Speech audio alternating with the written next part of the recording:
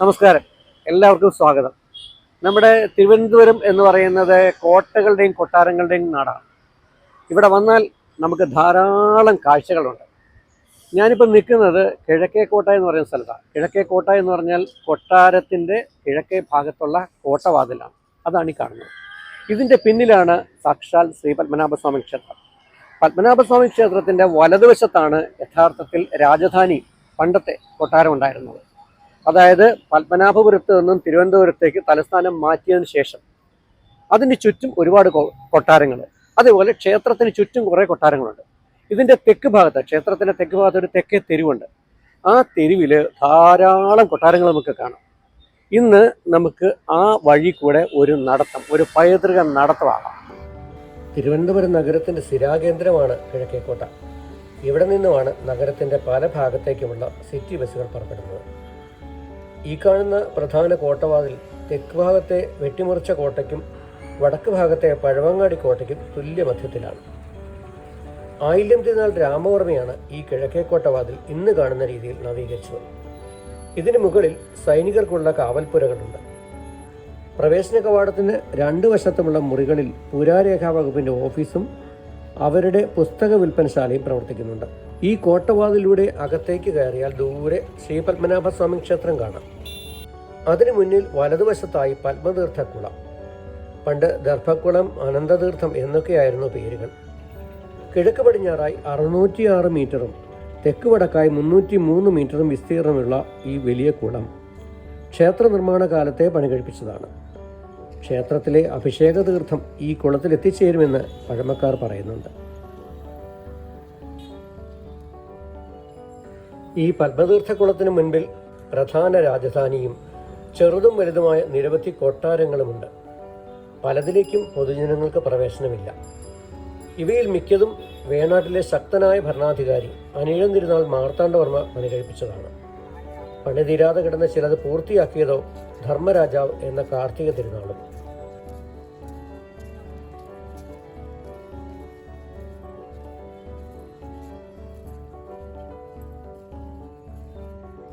ഇവിടുത്തെ പ്രധാന കൗതുക കാഴ്ചയാണ് കരുവേലപ്പുരം മാളികയിൽ സ്ഥാപിച്ചിട്ടുള്ള മേത്തൻ മണി. ഇന്നും അത് കൃത്യസമയം കാണിച്ചുകൊണ്ട് പ്രവർത്തിക്കുന്നുണ്ട്. ഇതിന് തൊട്ട് മുൻപ് ക്ഷേത്രത്തോട് ചേർന്നാണ് നവരാത്രി കാലത്ത് സരസ്വതി ദേവിയെ കുടിയിരുത്താറുള്ള നവരാത്രി മണ്ഡപം. അതിന് പിന്നിലാണ് സ്വാതി തിരുനാൾ വസിച്ച കുതിരമാളിക അഥവാ പുത്തൻ മാളിക. ഇതിപ്പോൾ ഒരു മ്യൂസിയമാണ്. കുതിരമാളികയിലേക്കും ഉത്രാടം തിരുനാൾ മാർത്താണ്ഡവർമ്മ മ്യൂസിയത്തിലേക്കും പൊതുജനങ്ങൾക്ക് ടിക്കറ്റ് എടുത്ത് പോകാവുന്നതാണ്. ക്ഷേത്രത്തിന് മുൻപിൽ തന്നെയാണ് ടിക്കറ്റ് കൗണ്ടർ. കുതിരമാളികയിൽ കയറി കാഴ്ചകൾ കണ്ട ശേഷം പുറത്തിറങ്ങി നോക്കുക. ചുറ്റുമുള്ള കാഴ്ചകൾ നിങ്ങളെ അത്ഭുതപ്പെടുത്തും. പല രൂപത്തിലും വലിപ്പത്തിലും വാസ്തുശില്പ സൗകുമാര്യത്തിലും ഒന്നിനൊന്ന് കിടപിടിക്കുന്ന കുറേ കൊട്ടാരങ്ങളുടെ മനോഹാരിതയും ഗാംഭീര്യവും പുറമേ നിന്ന് കണ്ട് ആസ്വദിക്കാം. പിന്നെ കല്ലുവാകി വെടിപ്പാക്കിയ പാതയിലൂടെ ആർട്ട് ഗാലറിയിലേക്ക് നടക്കാം. അവിടെ രാജകീയ ഭരണത്തിൻ്റെ ഒട്ടേറെ സവിശേഷ കൗതുകങ്ങൾ നിങ്ങളെ കാത്തിരിപ്പുണ്ട്. തിരുവിതാംകൂർ ചരിത്രത്തിൻ്റെ അറിയാത്ത ഉള്ളറകളിലേക്ക് കടന്നു ചെല്ലാൻ ആർട്ട് ഗാലറിയിലെ കാഴ്ചകൾ നിങ്ങളെ സഹായിക്കും. ഇത് വെട്ടിമുറിച്ച കോട്ട എന്ന് പറയുന്നത്. ഈ കോട്ടവാതിലിൻ്റെ ഒരു ഭാഗം വെട്ടിമുറിച്ചു. എന്തിനാന്ന് വെച്ചാൽ പത്മനാഭസ്വാമി ക്ഷേത്രം നിർമ്മിക്കുന്ന കാലത്ത് ധാരാളം പാറക്കല്ലുകൾ, വലിയ പാറക്കല്ലുകൾ കൊണ്ടുപോകാനായിരുന്നു. അപ്പോൾ ആനെക്കൊണ്ട് വലിപ്പിച്ചാണ് കൊണ്ടുപോയിക്കൊണ്ടിരുന്നത്. അന്നേരം ഇവിടെ മുറിച്ച് നേരെ പടിഞ്ഞാറ് ഭാഗത്തോട്ട് കൊണ്ടുപോയെന്നാണ് പറയുന്നത്. ഇവിടെ നിന്നാണ് നമ്മുടെ പൈതൃക നടത്തം തുടങ്ങുന്നത്. നമുക്കിനി അല്പം ഒന്ന് നടന്നു നോക്കാം. വിശാഖം തിരുനാളിൻ്റെ കാലത്തെ വെട്ടിമുറിച്ച കോട്ടവാതിലുണ്ട്. കൊട്ടാരത്തിൽ അദ്ദേഹത്തിൻ്റെ സുഹൃത്തായൊരു ജ്യോത്സ്യൻ വരുമായിരുന്നു. താനിന്ന് ക്ഷേത്രത്തിലേക്ക് പോകുന്നത് ഏതു വഴിയാണ് എന്ന് ഒരു കുസൃതി ചോദ്യം വിശാഖം തിരുനാൾ ജ്യോത്സ്യനോട് ചോദിച്ചു. അതിൻ്റെ മറുപടി ഒരു ഓലയിൽ കുറിച്ച് രാജാവിന് നൽകിയിട്ട് ജ്യോത്സ്യൻ പറഞ്ഞു, നാളെ ഇത് തുറന്നു നോക്കാവൂ. വിശാഖം തിരുനാൾ അന്ന് തന്നെ ഈ കോട്ട വെട്ടിപ്പൊളിച്ച് അതിലെ ഒരു വഴിയുണ്ടാക്കി അതിലെ ക്ഷേത്രത്തിലേക്ക് പോയി. പിറ്റേന്ന് ജ്യോത്സ്യൻ്റെ ഓല വായിച്ച് രാജാവ് അത്ഭുതപ്പെട്ടു അത്രേ. അത്ര മിടുക്കനായ ആ ജ്യോത്സ്യൻ പാച്ചുമൂത്തതാണെന്നും അതല്ല പാഴൂർ കൃഷ്ണൻ കണിയാരാണെന്നും ഇനി അതുമല്ല കൊട്ടാരം ജ്യോത്സ്യൻ കുഞ്ഞുമാധവൻ ആശാനാണെന്നും വ്യത്യസ്ത അഭിപ്രായങ്ങളുണ്ട്. രാജഭരണകാലത്ത് കോട്ടയ്ക്കുള്ളിലായിരുന്നു ഹജൂർ കച്ചേരിയും മറ്റ് ഭരണനിർവഹണ ഓഫീസുകളും. ജനായത്ത ഭരണം വന്നപ്പോൾ ഹജൂർ കച്ചേരി ഇന്നത്തെ സെക്രട്ടേറിയറ്റായി മാറി.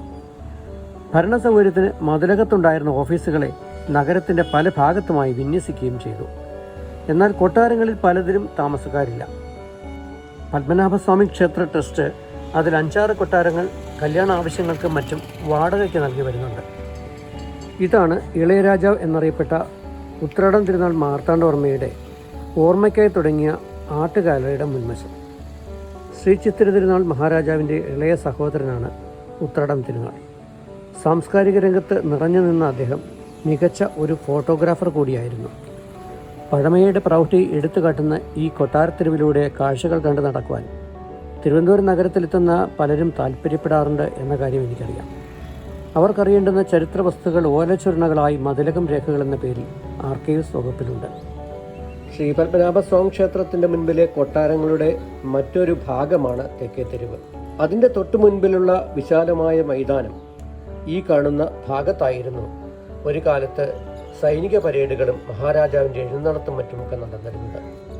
ഇവിടെ വേണാട്ടിലെ ഒടുവിലത്തെ മഹാരാജാവായിരുന്ന ശ്രീ ചിത്തിര തിരുനാളിൻ്റെ ഒരു പ്രതിമ വച്ചിട്ടുണ്ട്.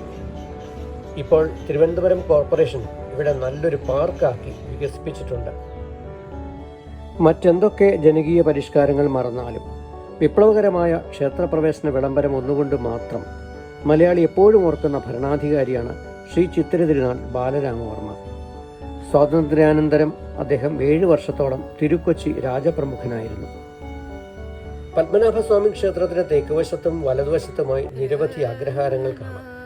തമിഴ് ബ്രാഹ്മണർ വസിച്ചു പോരുന്ന വീടുകളാണിവ.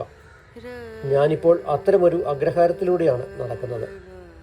ഈ വിധത്തിൽ ക്ഷേത്ര പരിസരത്തും പത്മതീർത്ഥക്കരയിലും അഗ്രഹാരങ്ങൾ സ്ഥാപിച്ചത് മാർത്താണ്ഡവർമ്മ മഹാരാജാവാണ്. അദ്ദേഹത്തിന്റെ പരദേശ ബ്രാഹ്മണനായിരുന്ന ദളവ രാമയ്യന്റെ നിയന്ത്രണത്തിലായിരുന്നു അന്ന് എല്ലാ അഗ്രഹാരങ്ങളും. ഇന്നും ധാരാളം അഗ്രഹാരങ്ങൾ നമുക്ക് ക്ഷേത്രത്തിന് ചുറ്റുമായി കാണാവുന്നതാണ്. ഇത് അനന്തവിലാസം കൊട്ടാരം, വിശാഖം തിരുനാൾ നിർമ്മിച്ചത്. ഇവിടെ വിശാഖം തിരുനാളും ശ്രീമൂലം തിരുനാളും താമസിച്ചിരുന്നു. അക്കാലത്ത് ഈ കൊട്ടാരത്തിലേക്കുള്ള പ്രവേശന കവാടമായിരുന്നു വെട്ടിമുറിച്ച കോട്ടവാതിൽ. ഇതുകൂടാതെ കോട്ടയ്ക്കുള്ളിലുള്ളവരുടെ സഞ്ചാരാർത്ഥം കിഴക്കേക്കോട്ട, പടിഞ്ഞാറേക്കോട്ട, തെക്കേക്കോട്ട വാതിലുകളും ശ്രീവരാഹംകോട്ട, ആശുപത്രിക്കോട്ട, ശ്രീകണ്ഠേശ്വരം കോട്ടവാതിലുകളും ഉണ്ടായിരുന്നു. തലയെടുപ്പും രാജപ്രൗഢിയും വാസ്തുശില്പ ഭംഗിയും ഒത്തിണങ്ങിയ അനന്തവിലാസം കൊട്ടാരത്തിൽ ഇപ്പോൾ കേരള സർക്കാരിൻ്റെ സാംസ്കാരിക ഡയറക്ടറേറ്റ് പ്രവർത്തിക്കുന്നു. വേറെ അധികം കൊട്ടാരങ്ങൾ ഇതിന് പിന്നിലുണ്ട്.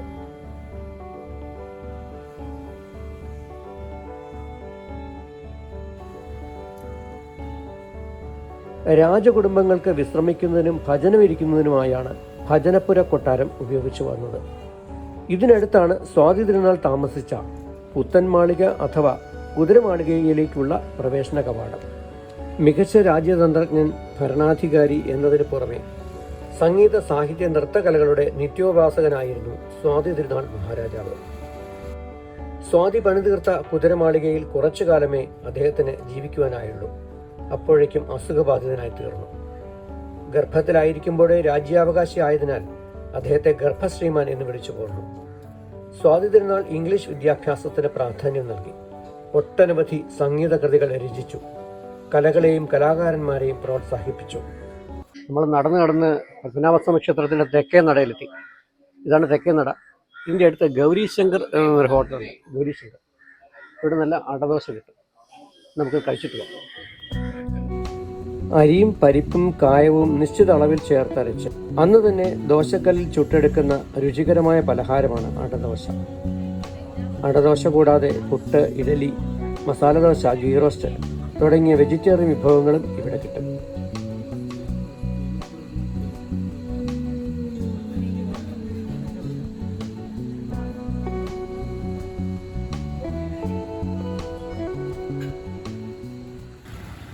ഇതാണ് പടിഞ്ഞാറേ കോട്ടവാതിൽ. ഇത് കൊല്ലവർഷം 992 പുതുക്കിപ്പണിതതായി രേഖകളുണ്ട്. അതിനുശേഷം ചില പുതുക്കലുകൾ ഇപ്പോഴും നടക്കുന്നുണ്ട്. ഈ കോട്ടവാതിലിന് സമീപം പള്ളിയടക്കമുക്ക് എന്നൊരു പ്രദേശമുണ്ട്. അവിടെയാണ് ധർമ്മരാജാവ് മുതൽ ശ്രീമൂലം തിരുനാൾ വരെയുള്ള മഹാരാജാക്കന്മാരെ സംസ്കരിച്ചത്. എന്നാൽ അമ്മ മഹാറാണി പാർവതിഭായ് തമ്പുരാട്ടിയുടെയും ശ്രീ ചിത്തിര തിരുനാൾ മഹാരാജാവിൻ്റെയും സംസ്കാരം നടന്നത് കവടിയാർ കൊട്ടാര വളപ്പിലാണ്. 1747 ക്ഷേത്രത്തിന് ചുറ്റും ചതുരാകൃതിയിൽ കോട്ട നിർമ്മിച്ചത്. പിന്നീട് മൈസൂർ യുദ്ധകാലത്ത് കാർത്തിക തിരുനാളാണ് ഈ കോട്ട ശക്തിപ്പെടുത്തി കരിങ്കൽ കോട്ടയാക്കി മാറ്റിയത്. 3.5 അടി നീളവും 1 അടി വീതിയുമുള്ള കരിങ്കൽ പാളികൾ ആനകളുടെ സഹായത്തോടെ നീളത്തിലും കുറുകയും അടുക്കി നടുഭാഗത്ത് ഇഷ്ടികയും മണ്ണും നിറച്ചാണിത് നിർമ്മിച്ചിട്ടുള്ളത്. പീരങ്കികൾ മുകളിൽ വയ്ക്കാൻ പാകത്തിൽ വലിപ്പമുള്ള ഈ കരിങ്കൽ കോട്ടയ്ക്ക് 12 അടി ഉയരവും അടിഭാഗത്തിന് 3 അടി വീതിയുമുണ്ട്. ഇതിൻ്റെ പല ഭാഗവും ഇപ്പോൾ നശിച്ചുപോയ അവസ്ഥയിലാണ്.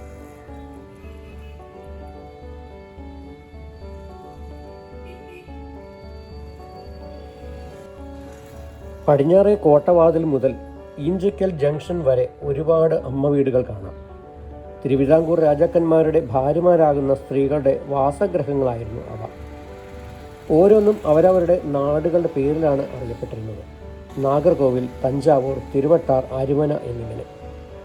ഈ റോഡിൻ്റെ 2 വശത്തുമുണ്ട് അമ്മ വീടുകൾ. ഓരോന്നും വ്യത്യസ്ത ശൈലിയിലുള്ളവയാണ്. വെട്ടുകല്ലും ചുണ്ണാമ്പും സുർക്കയും ചേർത്ത് നിർമ്മിച്ച ഈ കെട്ടിടങ്ങൾ കാലത്തെ അതിജീവിച്ച് ഇന്നും കൗതുകമായി നിലകൊള്ളുന്നു. വാസ്തുവിദ്യാഭംഗി മുറ്റുനിൽക്കുന്ന ഈ രമ്യഹർമ്മ്യങ്ങൾ പലതും വേണ്ടത്ര പരിരക്ഷയില്ലാതെ കിടക്കുകയാണ്. പത്മവിലാസം കൊട്ടാരവും വില്ലാമായ എന്ന കെട്ടിടവും ചായം തേച്ച് മിനുക്കിയിട്ടുണ്ട്. അവിടങ്ങളിൽ ചില സ്ഥാപനങ്ങളും പ്രവർത്തിക്കുന്നുണ്ട്. ഫ്രഞ്ച്, കേരള, വിക്ടോറിയൻ സമ്മിശ്ര ശൈലിയിൽ പണികഴിപ്പിച്ചിട്ടുള്ള ഈ അമ്മ വീടുകൾ കേരള പുരാവസ്തു വകുപ്പിൻ്റെ നിയന്ത്രണത്തിലാണ്. അനന്തപുരിയിലെ രാജകീയ പ്രൗഢിയാർന്ന അമ്മ വീടുകളിൽ ഒന്നായിരുന്നു മുപ്പിടാക അമ്മ വീട്. മറ്റൊന്ന് പൂമുഖമ്മ വീട്. ഇതിൽ ചിലതൊന്നും ഇന്നില്ല. സ്വാതി തിരുനാൾ മഹാരാജാവിൻ്റെ സാന്നിധ്യം കൊണ്ട് ധന്യമായിരുന്നു തഞ്ചാവൂർ അമ്മ വീട്. ഇവിടിപ്പോൾ മിത്രാനികേതൻ്റെ ഓഫീസ് പ്രവർത്തിക്കുന്നു. ശ്രീപത്മം കല്യാണ മണ്ഡപം പഴയൊരു കൊട്ടാരക്കെട്ടിൻ്റെ ഭാഗമാണ്. അതിൻ്റെ കിഴക്ക് മാറിയാണ് വടശ്ശേരി അമ്മ വീട്. തൊട്ടടുത്താണ് തിരുവട്ടാർ അമ്മ വീട്, അരിമന വീട്.